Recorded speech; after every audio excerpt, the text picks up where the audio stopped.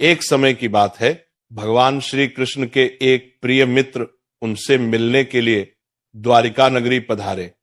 भगवान श्री कृष्ण ने उनका अत्यंत आदर और स्नेह पूर्वक स्वागत किया और मुस्कुराते हुए उनके आने का कारण पूछा।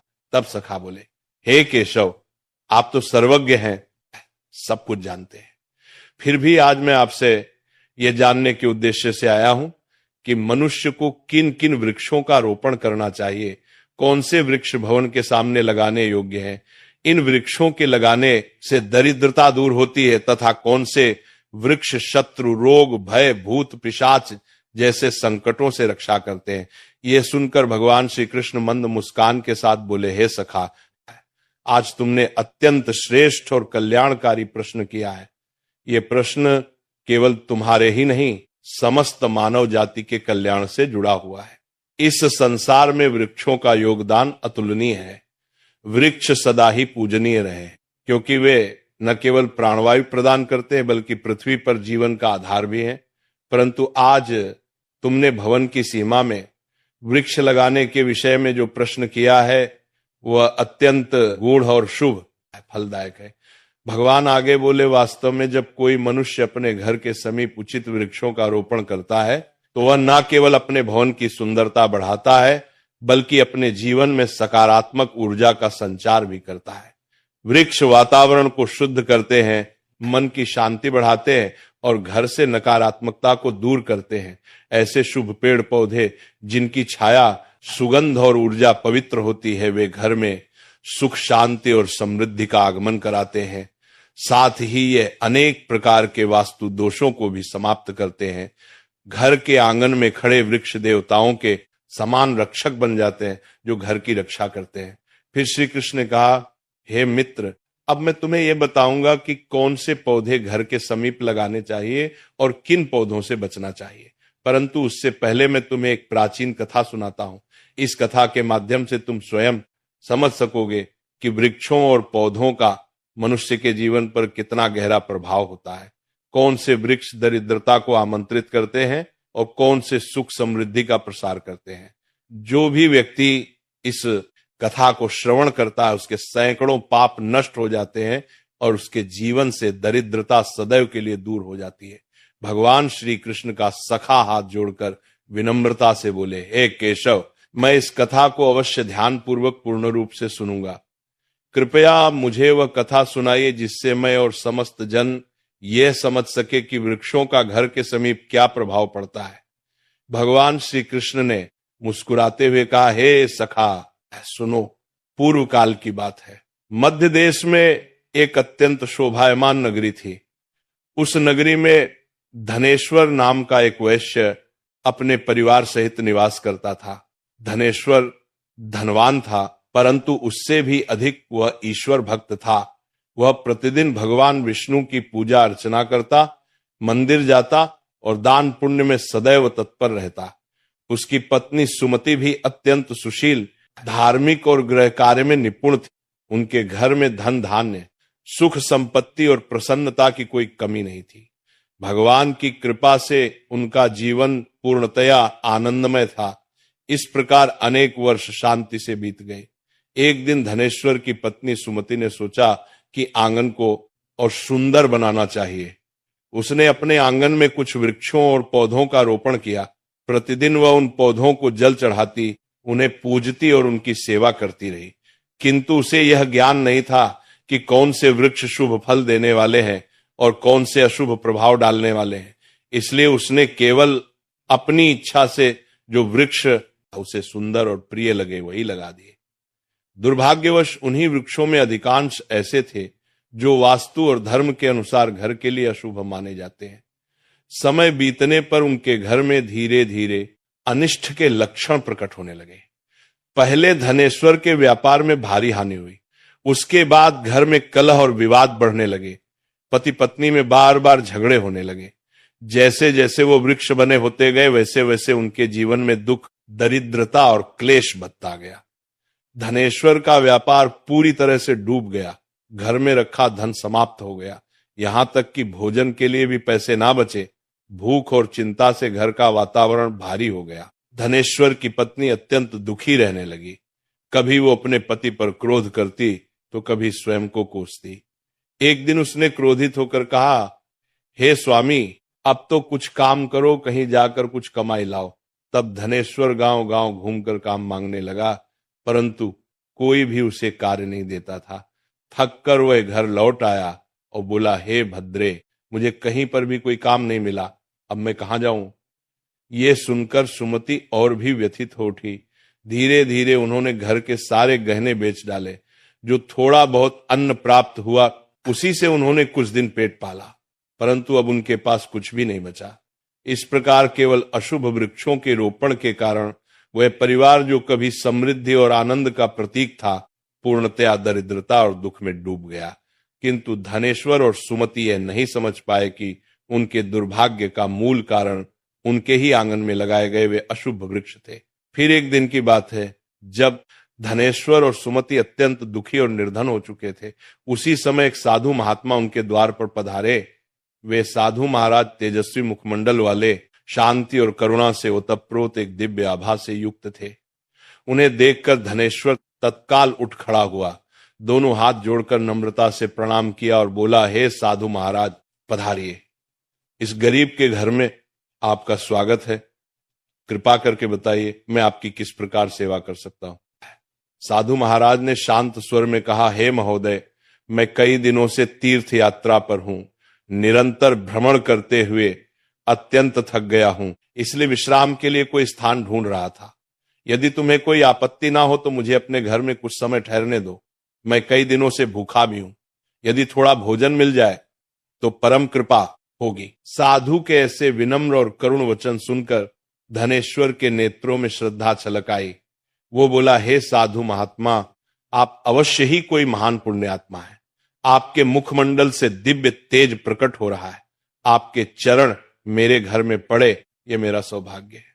आपकी सेवा करना मेरे लिए परम आनंद का विषय है। कृपया भीतर आइए। साधु महाराज मुस्कुराए और घर के भीतर चले गए। उन्होंने आंगन में एक कोने में आसन ग्रहण किया और विश्राम करने लगे। धनेश्वर ने अत्यंत आदर से उनके चरण धोए, उन्हें जल दिया और नम्रता से उनकी सेवा में लग गया, परंतु उसके पास अन्न का एक दाना भी नहीं था। कुछ देर बाद वो अपनी पत्नी से बोला, हे प्रिय, आज हमारे घर पर साधु महात्मा पधारे हैं। वे अत्यंत पुण्यवान प्रतीत होते हैं। उनकी सेवा करना हमारे जीवन का सबसे बड़ा अवसर है। हमें किसी भी प्रकार उनका भोजन करना ही होगा। मैं गांव जाकर किसी से थोड़ा सा धन मांग लेता हूं। इतना कहकर धनेश्वर घर से निकल पड़ा। वह गांव के एक धनी सेठ के पास गया और विनम्र स्वर में बोला, हे सेठ जी, कृपा करके मुझे थोड़ी सी राशि उधार दे दीजिए। मेरे घर पर एक साधु महात्मा आए हैं, मैं उनकी सेवा करना चाहता हूं। सेठ ने कठोरता से उत्तर दिया, धनेश्वर, तेरे पास तो फूटी कौड़ी भी नहीं बची, तू मेरा धन कैसे लौटा देगा। धनेश्वर बोला, सेठ जी, मुझ पर दया कीजिए। मैं वचन देता हूं शीघ्र ही आपका धन लौटा दूंगा। यदि मैं ना चुका सका तो आप मेरा घर ले लीजिए। सेठ कुछ देर विचार में पड़ा। उसकी कठोरता थोड़ी पिघली और उसने कहा, अच्छा, यदि तू वचन देता है तो ये धन ले जाए, किंतु यदि लौटाया नहीं तो तेरा घर मेरा होगा। धनेश्वर ने दृढ़ स्वर में कहा, हे से मैं वचन देता हूं। फिर उसने सेठ से कुछ धन लिया और बाजार गया। वहां से दूध, चावल, सब्जियां, आटा और शक्कर आदि आवश्यक वस्तुएं खरीदकर घर लौटा। उसने प्रसन्न होकर अपनी पत्नी से कहा, हे प्रिय, अब तुम उन साधु महात्मा के लिए प्रेम पूर्वक भोजन बनाओ। सुमति ने तत्परता से रसोई तैयार की। शीघ्र ही सुस्वादु भोजन बनाकर उसने थाल में परोसा और अत्यंत विनम्रता से साधु महाराज के समक्ष रख दिया। साधु ने प्रेम पूर्वक भोजन ग्रहण किया। उनकी आंखों में करुणा और संतोष झलक रहा था। भोजन समाप्त हो जाने के पश्चात जब वो साधु महात्मा धनेश्वर के घर से प्रस्थान करने लगे तो उन्होंने प्रेम पूर्वक कहा, हे वैश्य, मैं तुम्हारी भक्ति सेवा और आदर सत्कार से अत्यंत प्रसन्न हूं। तुम्हारे भीतर जो सच्चाई और श्रद्धा है वो दुर्लभ है, इसलिए मैं तुम्हें आशीर्वाद देता हूं। जो भी तुम्हारी कामना है निःसंकोच मुझसे कहो, मैं उसे अवश्य पूर्ण करूंगा। धनेश्वर अत्यंत विनम्र होकर बोला, हे महात्मा, आपका आशीर्वाद ही हमारे लिए सबसे बड़ा वरदान है, किंतु एक बात मेरे हृदय को सदा कष्ट देती है। मैंने सदा भगवान विष्णु की भक्ति की है, सत्य का मार्ग अपनाया है, किसी का अपकार नहीं किया, फिर भी मुझे दरिद्रता और दुख का जीवन क्यों भोगना पड़ रहा है? कृपा करके बताइए, ये कौन सा पाप है जिसके कारण हमारे जीवन में इतना कष्ट आया? और हे प्रभु, इस दरिद्रता से मुक्ति का क्या उपाय है? साधु महाराज ने शांत दृष्टि से उसकी ओर देखा और बोले, वत्स धनेश्वर, जब मैं तुम्हारे द्वार पर पहुंचा था तभी मुझे ज्ञात हो गया था कि तुम्हारे जीवन में घोर दरिद्रता क्यों आई है। तुम्हारा हृदय तो शुद्ध है, किंतु तुम्हारे घर के आसपास जो वातावरण है उसमें दोष उत्पन्न हो गया है। तुम्हारे घर के आंगन और सीमा के पास जो वृक्ष लगे हैं वही तुम्हारी दरिद्रता और संकटों का मूल कारण है। तुम्हारी पत्नी ने अज्ञानवश कुछ ऐसे वृक्षों का आरोपण किया है जो वास्तु और धर्म के अनुसार अत्यंत अशुभ माने गए हैं। इन्हीं वृक्षों की छाया में तुम्हारे घर की लक्ष्मी रुष्ट हो गई है, इसीलिए पहले इन वृक्षों को हटा दो और उनके स्थान पर शुभ वृक्ष लगाओ। धनेश्वर ने अत्यंत विनम्रता से कहा, हे महात्मा, आप साक्षात ज्ञान के सागर हैं, कृपा करके मुझे विस्तार से बताइए कि कौन से वृक्ष घर के समीप लगाने योग्य हैं जिससे हमारे जीवन में पूर्ण सुख, शांति और समृद्धि लौट सके, और कौन से वृक्ष हमें कभी नहीं लगाने चाहिए। मैं आपकी प्रत्येक आज्ञा का पालन करूंगा। साधु मुस्कुराए और बोले, हे वैश्य, ठीक है, अब ध्यानपूर्वक सुनो। मैं तुम्हें वे सभी पवित्र वृक्ष बताता हूं जिन्हें घर के पास लगाने से शुभ फल की प्राप्ति होती है और जीवन में दरिद्रता दूर होती है। सबसे पहले सुनो पीपल का वृक्ष। पीपल का वृक्ष पृथ्वी पर साक्षात श्री हरि विष्णु का रूप माना गया है।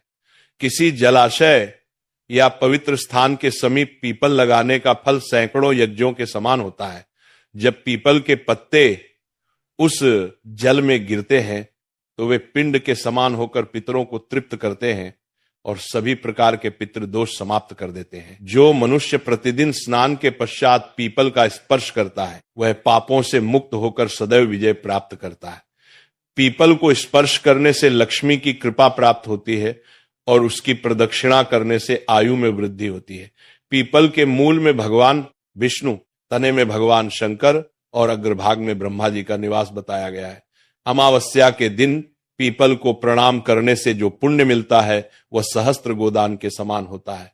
इस संसार में पीपल के समान कोई दूसरा पवित्र वृक्ष नहीं है, क्योंकि स्वयं श्री हरि इस वृक्ष के रूप में धरती पर विराजमान है। जो व्यक्ति पीपल को काटता है या उसकी शाखा तोड़ता है वो महान पाप का भागी होता है और एक कल्प तक नरक में यातना भोगता है। इसलिए हे वैश्य, पीपल की सेवा करो, उसे जल दो और कभी हानि मत पहुंचाओ। ये वृक्ष धन, संपत्ति और सुख का स्रोत है। साधु ने कुछ क्षण रुककर कहा, सुनो दूसरा वृक्ष, आंवले का वृक्ष। आंवला समस्त लोकों में पवित्र और शुभ माना गया है। इसे अमृत फल कहा गया है। आंवला लगाने और उसकी पूजा करने से मनुष्य जन्म मृत्यु के बंधन से मुक्त होता है। यह वृक्ष भगवान विष्णु को अत्यंत प्रिय है। जो व्यक्ति प्रतिदिन आंवले का सेवन करता है या उसकी छाया में बैठकर ध्यान करता है उसके सभी पाप नष्ट हो जाते हैं। आंवला खाने से मनुष्य की आयु बढ़ती है, उसका शरीर पुष्ट और रोग मुक्त रहता है। जो मनुष्य प्रतिदिन आंवले का सेवन करता है वह दीर्घायु, तेजस्वी और बलवान होता है। आंवले का रस जल में मिलाकर पीने से सभी प्रकार के रोगों का नाश होता है। विशेषतः नेत्र, त्वचा और मन के विकार दूर होते हैं। यदि कोई व्यक्ति आंवले का जल स्नान में मिलाकर स्नान करे तो उसके जीवन से दरिद्रता, क्लेश और दुर्भाग्य दूर हो जाते हैं तथा वह सभी प्रकार के ऐश्वर्य और सौभाग्य का अधिकारी बनता है। जिस घर में आंवला सदा विद्यमान रहता है वहां पर दैत्य, राक्षस और नकारात्मक शक्तियां कभी प्रवेश नहीं करती। एकादशी के दिन यदि आंवले का दर्शन या सेवन किया जाए तो मनुष्य को वह पुण्य प्राप्त होता है जो समस्त तीर्थों के स्नान से भी अधिक होता है।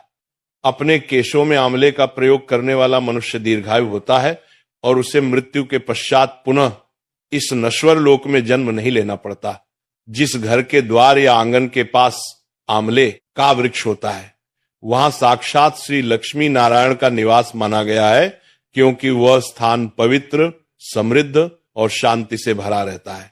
अब सुनो साधु आगे बोले। तीसरा शुभ वृक्ष है अशोक का वृक्ष। इसके नाम में ही शोक का नाश निहित है। अशोक वृक्ष में अप्सराओं का निवास कहा गया है। यह वृक्ष शोक, निराशा और दुख को नष्ट करने वाला है। जिस घर के पास अशोक वृक्ष होता है वहां सदैव सुख, शांति और सौंदर्य बना रहता है। यह वृक्ष मन को शीतलता और हृदय को प्रसन्नता प्रदान करता है। देवी लक्ष्मी ने स्वयं कहा है कि अशोक के समीप निवास करना उन्हें अत्यंत प्रिय है, क्योंकि यह वृक्ष घर के वातावरण को पवित्र और सौभाग्यवर्धक बनाता है। जब देवी सीता माता रावण द्वारा लंका ले जाई गई तब उनका निवास अशोक वाटिका में हुआ था। अशोक के वृक्षों ने उस कठिन समय में माता सीता को छाया, शांति और धैर्य प्रदान किया था। इसलिए माता सीता ने इस वृक्ष को यह वरदान दिया कि तो जहां भी अशोक का वृक्ष होगा वहां मेरा आशीर्वाद और देवी लक्ष्मी का निवास सदा रहेगा। इसलिए अशोक का वृक्ष घर के समीप लगाने से घर में शांति, सौभाग्य और पारिवारिक प्रेम बना रहता है। चौथा वृक्ष सुनो, पाकड़ का वृक्ष। यह वृक्ष अत्यंत पुण्यदायी माना गया है। जो मनुष्य पाकड़ का वृक्ष लगाता है वह महायज्ञ के समान पुण्य प्राप्त करता है। विशेषता कलयुग में जब यज्ञ, तप और दान करना कठिन हो जाएगा तब केवल एक पाकड़ का वृक्ष लगाना ही सैकड़ों यज्ञों का फल देने वाला होगा। इस वृक्ष की छाया में देवता निवास करते हैं और इससे परिवार में स्थिरता, सम्मान और समृद्धि आती है। पांचवां वृक्ष है नियम। नियम का वृक्ष। यह वृक्ष सूर्य देव को अत्यंत प्रिय है। जो व्यक्ति अपने घर के सामने आंगन में नीम का वृक्ष लगाता है वह नाना प्रकार के रोगों से मुक्त रहता है। नियम की वायु और पत्तियां वायु, जल और शरीर को शुद्ध करती है। यह वृक्ष दीर्घायु और आरोग्य प्रदान करने वाला है। मां लक्ष्मी को नीम के पत्ते अत्यंत प्रिय है, इसलिए वे ऐसे घर में निवास करती हैं जहां नियम का वृक्ष आरोग्य प्रदान करने वाला है। नियम के नीचे तुलसी का पौधा लगाने से वह स्थान देवालय के समान पवित्र हो जाता है। जिस घर के द्वार पर नियम का वृक्ष होता है वहां धन संपत्ति का अभाव कभी नहीं रहता। अब सुनो, छठा वृक्ष जामुन का वृक्ष। जो व्यक्ति कन्या की प्राप्ति की कामना करता है उसे जामुन का वृक्ष अवश्य लगाना चाहिए। यह वृक्ष सौभाग्य और कुल वृद्धि का प्रतीक है। जिस घर के समीप जामुन का वृक्ष होता है उस घर में कन्या जन्म लेती है जो कुल का गौरव बढ़ाती है और घर में सौभाग्य, प्रेम और सुख का विस्तार करती है। अब सातवां वृक्ष है बेल का वृक्ष। यह वृक्ष स्वयं भगवान शंकर का प्रतीक है। बेल के 3 पत्र त्रिदेवों ब्रह्मा, विष्णु और महेश का स्वरूप माने गए हैं। बेल के वृक्ष में भगवान शिव का निवास है और गुलाब के पौधे में देवी पार्वती का। इसलिए यदि कोई व्यक्ति बेल के वृक्ष के पास गुलाब का पौधा लगाता है तो उसे शिव पार्वती दोनों का आशीर्वाद प्राप्त होता है। ऐसे घर में कभी दुख, दरिद्रता या रोग का निवास नहीं होता। वहां अकाल मृत्यु होती है, न कोई स्त्री विधवा बनती है। आठवां वृक्ष नारियल का पेड़। नारियल का पेड़ अत्यंत शुभ और पवित्र माना गया है। यह देवताओं का प्रिय वृक्ष है और किसी भी धार्मिक अनुष्ठान में इसके बिना पूजा पूर्ण नहीं मानी जाती।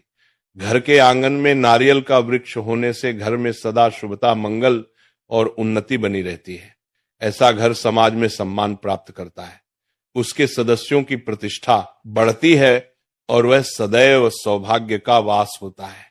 कहा गया है कि जिस घर के समीप नारियल का वृक्ष होता है वहां दरिद्रता और रोग नहीं टिकते। नारियल का फल स्वयं सत्य और पवित्रता का प्रतीक है।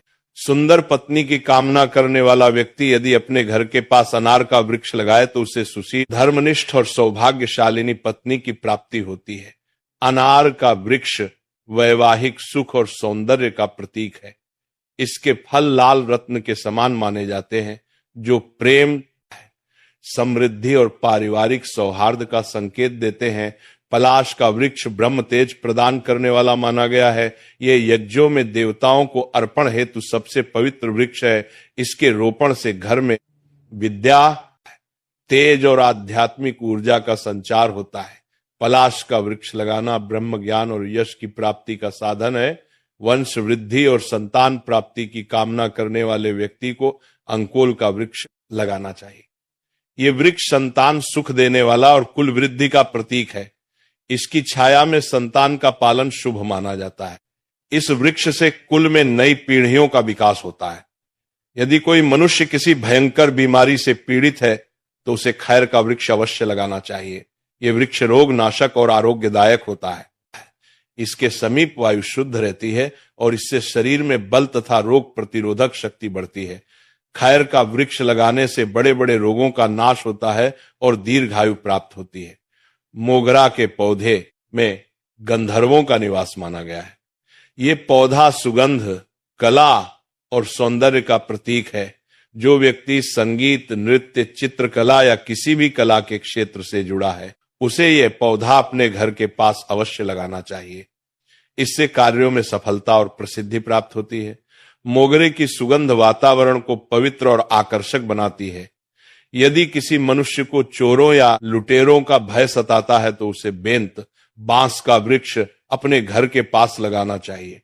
ये वृक्ष रक्षक के समान कार्य करता है, चोरों को भयभीत करता है और घर की सुरक्षा करता है। इसके रोपण से शत्रु दूर रहते हैं और घर में स्थिरता बनी रहती है। चंदन और कटहल के वृक्ष दोनों ही पुण्य और लक्ष्मी प्रदान करने वाले हैं। चंदन का वृक्ष शांति, भक्ति और पवित्रता का प्रतीक है, जबकि कटहल का वृक्ष समृद्धि और संतोष प्रदान करता है। इन दोनों वृक्षों के घर में होने से दुख, दरिद्रता और भय समाप्त हो जाते हैं। घर की उत्तर दिशा में यदि पाम, ताड़पाम या कनक चंपा के पौधे लगाए जाए तो घर में धन संपत्ति और वैभव की वृद्धि होती है। ये पौधे वास्तु के अनुसार धन के आगमन के प्रतीक हैं और व्यापार में सफलता लाते हैं। केले का पेड़ अत्यंत शुभ माना गया है। इसके प्रत्येक भाग में देवी देवताओं का वास बताया गया है। केले के पेड़ में स्वयं भगवान विष्णु का निवास होता है, इसीलिए पूजा अर्चना में इसका विशेष स्थान है। घर के आंगन या मंदिर के पास केला लगाने से घर में सुख, समृद्धि, आरोग्य और धन की कभी कमी नहीं रहती। गुरुवार के दिन केले के पेड़ की पूजा करने से बृहस्पति देव प्रसन्न होते हैं और परिवार में स्थिर लक्ष्मी का निवास होता है। हरश्रृंगार यानी पारिजात का पौधा भी अत्यंत दिव्य और पवित्र है। इसकी उत्पत्ति समुद्र मंथन के समय हुई थी और उसी समुद्र मंथन से मां लक्ष्मी भी प्रकट हुई थी, इसीलिए पारिजात का सीधा संबंध लक्ष्मी कृपा से है। जो व्यक्ति अपने घर के आंगन में पारिजात का पौधा लगाता है उसे महालक्ष्मी की विशेष कृपा प्राप्त होती है। उसके घर में आनंद, सौभाग्य और चिरस्थायी शांति बनी रहती है। फिर साधु महाराज गंभीर होकर बोले, किंतु हे वैश्य, जैसे शुभ वृक्ष सुख प्रदान करते हैं वैसे ही कुछ वृक्ष अशुभ फल देने वाले होते हैं। इनसे सदा दूरी रखनी चाहिए। मनुष्य को कभी भी ताड़, खजूर या पाम का वृक्ष अपने घर के पास नहीं लगाना चाहिए। यह वृक्ष संतान नाशक माना गया है। जिस घर के समीप वृक्ष होता है वहां संतानों की उन्नति रुक जाती है और परिवार में असंतोष बढ़ता है। इसी प्रकार बहेड़े का वृक्ष भी घर के समीप नहीं लगाना चाहिए, क्योंकि इस वृक्ष पर प्रेत और अशुभ शक्तियों का वास माना गया है। जो व्यक्ति बहेड़े का वृक्ष लगाता है वह स्वयं प्रेत योनि में चला जाता है। इसके नीचे बैठकर कभी पूजा पाठ नहीं करनी चाहिए, न भोजन करना चाहिए, न विश्राम। अगर किसी मनुष्य को शत्रुओं का भय सता रहा हो तो उसे अपने घर के समीप केवड़े का वृक्ष अवश्य लगाना चाहिए। यह वृक्ष शत्रुओं का नाश करने वाला और रक्षक माना गया है। इसके प्रभाव से शत्रु स्वयं दूर भाग जाते हैं और घर की रक्षा होती है। साधु महात्मा आगे बोले, हे वैश्य, ध्यान रखो, घर में कुछ ऐसे पौधे और वृक्ष होते हैं जिनका रोपण करना अत्यंत अशुभ माना गया है। मनुष्य को कभी भी ऐसे पौधे नहीं लगाने चाहिए जिनके तने या शाखाओं को काटने या तोड़ने पर दूध निकलता हो। ऐसे पौधों में नकारात्मक शक्ति का वास होता है जो परिवार में कलह, चिंता और दरिद्रता लाते हैं। घर के सामने कभी भी बबूल का पेड़ नहीं लगाना चाहिए, क्योंकि इसे लगाने से विपत्तियां आती हैं, परिवार में मतभेद और विवाद बनते हैं। बबूल की कांटेदार प्रकृति गृहस्थ जीवन में वैर और कटुता को जन्म देती है। इसी प्रकार घर के सामने बेर का वृक्ष भी नहीं लगाना चाहिए। ये वृक्ष नकारात्मक ऊर्जा को आकर्षित करता है। इसके कारण घर में धन का नाश होता है, शत्रु बढ़ते हैं और मन में अस्थिरता रहती है।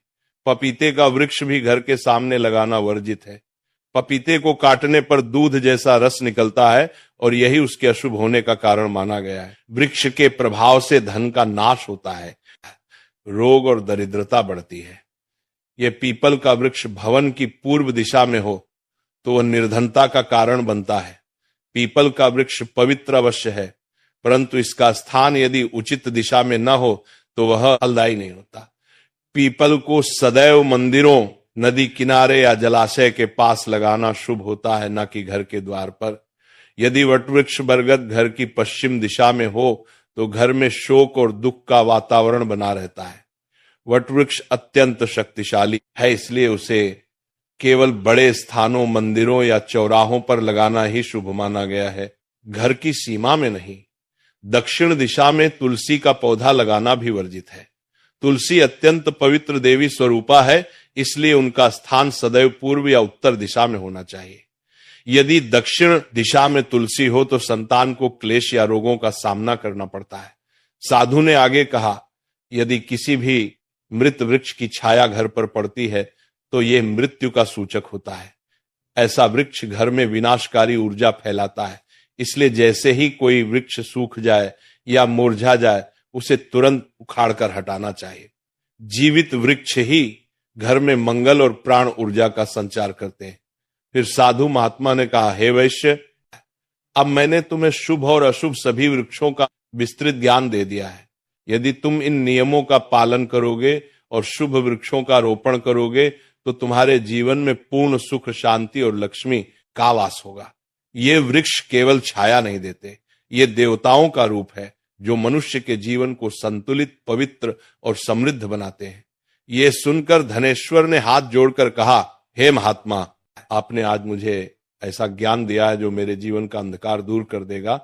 मैं आपका सदा आभारी रहूंगा। साधु महात्मा ने प्रेम पूर्वक मुस्कुराते हुए उसे आशीर्वाद दिया, वत्स, तुम्हारे घर में अब सुख और समृद्धि लौट आएगी। ये कहकर वह साधु महात्मा वहां से अंतर्ध्यान हो गए। धनेश्वर और उसकी पत्नी सुमति ने जब देखा कि साधु अचानक अदृश्य हो गए तो उन्हें समझ में आ गया कि वे कोई साधारण तपस्वी नहीं थे। वे स्वयं भगवान विष्णु ही उनके कल्याण के लिए आए थे। दोनों पति पत्नी की आंखों से आंसू बहने लगे। वे भाव विभोर होकर भगवान विष्णु को प्रणाम करने लगे। इसके बाद धनेश्वर ने साधु महात्मा की आज्ञा के अनुसार अपने घर के समीप सभी अशुभ वृक्षों को हटाया और शुभ वृक्षों का रोपण किया। कुछ ही समय में उसके घर में अन्न, धन और वैभव की वर्षा होने लगी। व्यापार फिर से चल पड़ा और परिवार में सुख, प्रेम और आनंद का वातावरण बन गया। भगवान श्री कृष्ण ने मुस्कुराते हुए अपने सखा से कहा, हे मित्र, इस प्रकार मैंने तुम्हें शुभ और अशुभ वृक्षों के विषय में बताया। यदि मनुष्य नियमों का पालन करे तो उसके घर में सदैव लक्ष्मी निवास करती है और जीवन में कभी दरिद्रता नहीं आती। इस कथा से हमें प्रेरणा मिलती है कि घर के आसपास शुभ वृक्षों का रोपण न केवल सौंदर्य बढ़ाता है बल्कि यह ईश्वरीय कृपा, स्वास्थ्य और समृद्धि भी प्रदान करता है।